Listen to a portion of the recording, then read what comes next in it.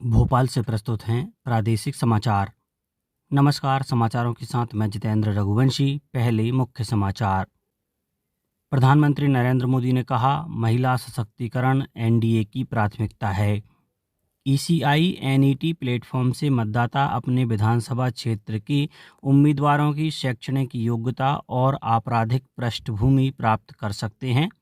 केंद्रीय कृषि मंत्री शिवराज सिंह चौहान ने राष्ट्रीय कृषि मेले के प्रचार रथ को हरी झंडी दिखाकर रवाना किया और भोपाल और ग्वालियर सहित 45 जिलों में तेज आंधी और बारिश का अलर्ट जारी। अब समाचार विस्तार से।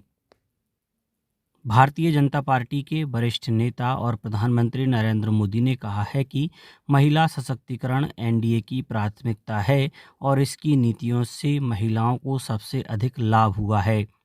वे तिरुवल्ला में एनडीए के चुनाव प्रचार अभियान के अंतर्गत एक जनसभा को संबोधित कर रहे थे। उन्होंने दावा किया कि केरल ऐतिहासिक परिवर्तन के लिए तैयार है और एनडीए पर जनता का अटूट विश्वास पूरे राज्य में स्पष्ट रूप से दिखाई दे रहा है।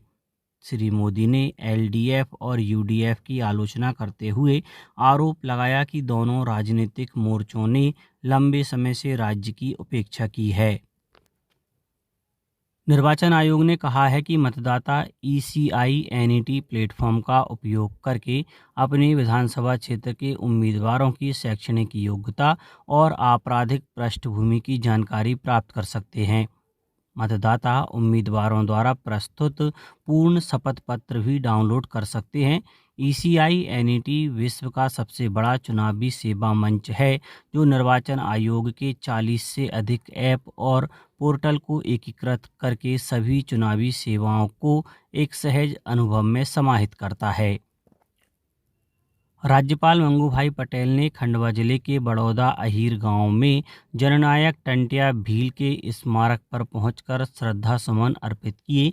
इस अवसर पर राज्यपाल ने कहा कि देश की आज़ादी के आंदोलन में आदिवासी समाज के वीर नायकों का योगदान अत्यंत महत्वपूर्ण और प्रेरणादायक रहा है।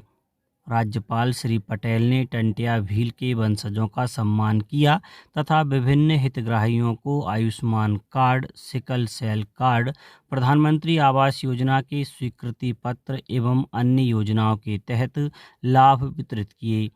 समाज सेवा और जन कल्याण में योगदान देने वाले व्यक्तियों को प्रशस्ति पत्र प्रदान कर सम्मानित किया गया।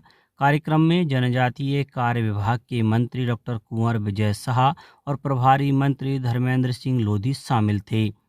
वहीं केंद्रीय संचार मंत्री ज्योतिरादित्य सिंधिया, मुख्यमंत्री डॉक्टर मोहन यादव ने आदिवासी नेता टंट्या भील की जयंती पर उन्हें श्रद्धांजलि अर्पित की। मुख्यमंत्री ने कहा कि जननायक क्रांति सूर्य टंट्या मामा ने दमनकारी हुकूमत को सबक सिखाते हुए शोषण, आतंक और अन्याय के खिलाफ लड़ाई लड़ी। केंद्रीय संचार एवं पूर्वोत्तर क्षेत्र विकास मंत्री ज्योतिरादित्य सिंधिया ने अपने दौरे के दूसरे दिन अशोकनगर जिले के ग्राम कचनार में स्कूल चले हम अभियान अंतर्गत प्रवेशोत्सव 2026 के तहत स्कूली छात्र छात्राओं को पुस्तकों का वितरण किया। कार्यक्रम का आयोजन पीएम श्री शासकीय माध्यमिक विद्यालय में किया गया। इस दौरान श्री सिंधिया ने आमजन की समस्याओं के निराकरण को लेकर जन सुनवाई की। श्री सिंधिया ने क्षेत्रवासियों की समस्याओं को गंभीरता एवं संवेदनशीलता के साथ सुना और मौके पर ही उनका त्वरित निराकरण किया। उधर पन्ना जिले में स्कूल चले हम अभियान के तहत विद्यालयों में भविष्य से भेंट कार्यक्रम आयोजित किया गया। इस अवसर पर कलेक्टर ऊषा परमार एवं जिला पंचायत के मुख्य कार्यपालन अधिकारी उमराव सिंह मरावी ने जिले के विभिन्न स्कूलों में पहुंचकर शैक्षणिक गतिविधियों का निरीक्षण किया। गुना जिले के कलेक्टर किशोर कुमार कन्याल ने शासकीय उच्चतर माध्यमिक विद्यालय कैंट में बच्चों को मार्गदर्शन दिया। इस दौरान मेधावी एवं उत्कृष्ट कार्य करने वाले छात्रों को सम्मानित किया गया।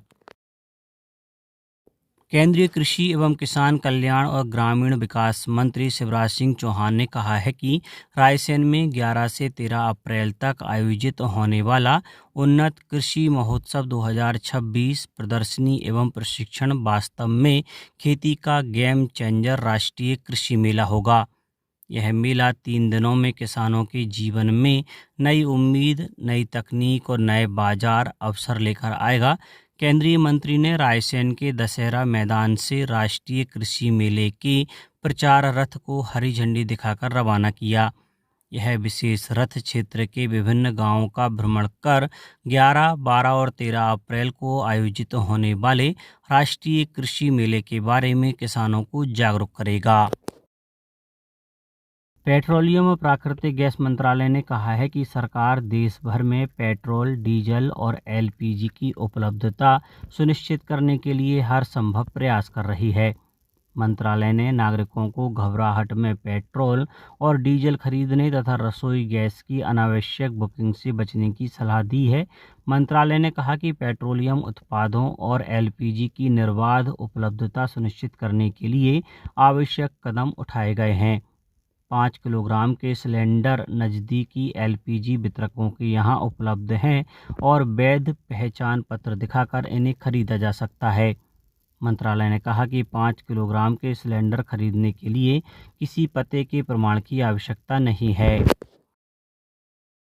उद्योग जगत ने सरकार द्वारा कई महत्वपूर्ण पेट्रोकेमिकल उत्पादों पर सीमा शुल्क छूट देने के फैसले का स्वागत किया है।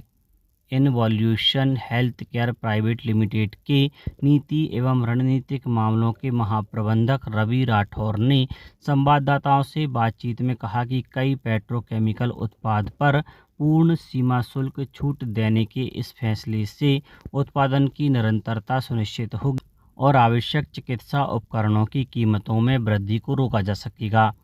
श्री राठौर ने कहा कि यह निर्णय न केवल उद्योगों के लिए बढ़ती उत्पाद लागत को स्थिर करने में मदद करेगा, बल्कि उन्हें तत्काल राहत भी प्रदान करेगा।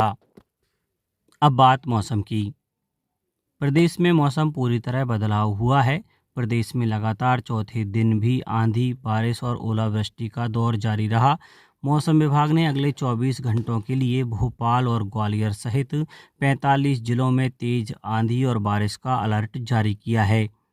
विभाग के मुताबिक प्रदेश के मध्य हिस्से से एक टर्फ लाइन गुजर रही है, जबकि दूसरी ऊपरी स्तर पर सक्रिय है। इसके साथ ही पश्चिमी और उत्तरी हिस्सों में 2 चक्रवाती सिस्टम भी बने हुए हैं।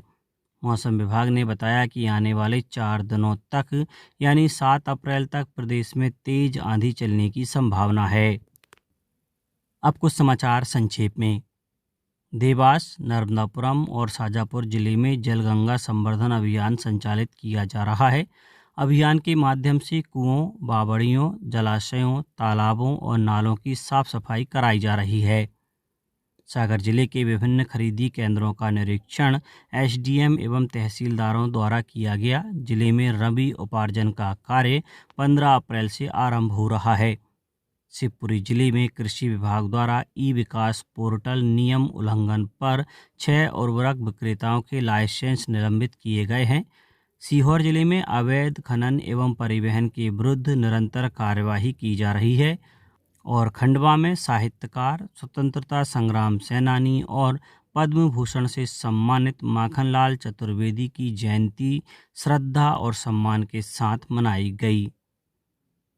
अंत में मुख्य समाचार एक बार फिर। प्रधानमंत्री नरेंद्र मोदी ने कहा, महिला सशक्तिकरण एनडीए की प्राथमिकता है।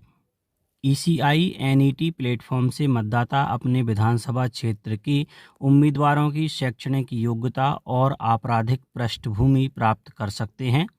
केंद्रीय कृषि मंत्री शिवराज सिंह चौहान ने राष्ट्रीय कृषि मेले के प्रचार रथ को हरी झंडी दिखाकर रवाना किया और भोपाल और ग्वालियर सहित 45 जिलों में तेज आंधी और बारिश का अलर्ट जारी। आज के इस बुलेटिन में बस इतना ही। नमस्कार।